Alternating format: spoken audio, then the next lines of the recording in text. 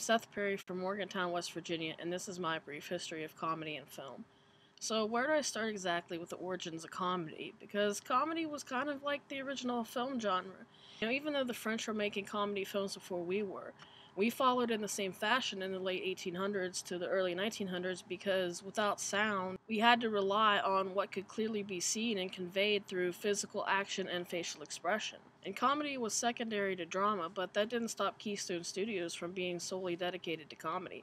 And this is where we get the stars who laid the foundation for American comedy in the 1910s and 20s, like Buster Keaton, Charlie Chaplin, Harold Lloyd, Roscoe Fatty Arbuckle, among many others. And what we got from this is slapstick, which is one of my favorite things in comedy because, well, laughing at others' misfortune is always funny. It's timeless and universal.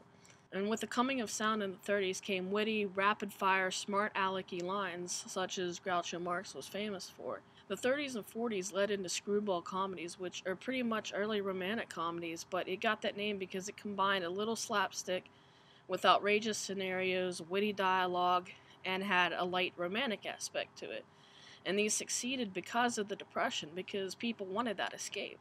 During this time, the movie industry itself became censored, and with World War II going on, comedy again takes a backseat to drama and war films, but it still manages to produce huge stars of the 30s, 40s, and 50s, such as Clark Gable, Cary Grant, Katharine Hepburn, Marilyn Monroe, and a lot of other major superstars came out of these light romantic screwball comedies. And as we come out of the war eras of the 40s and 50s and going into the 60s, these light romantic comedies continue, and they also start catering to teens with a bunch of beach movies, and all of this is really clean, lighthearted stuff.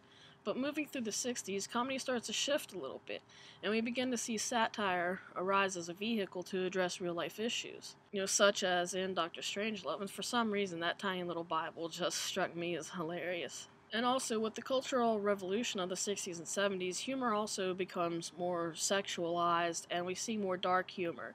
The breaking of taboos, poking fun at things like war and death. And we start to see parodies, too, such as Blazing Saddles. And these parodies continue through the 80s, which is something else I love, the making fun of other movies.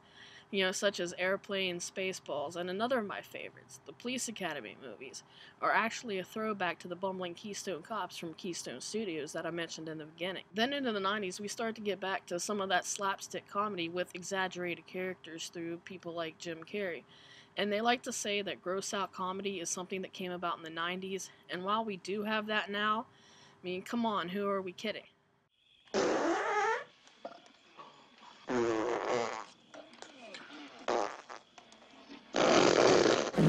Now, my corner's clean.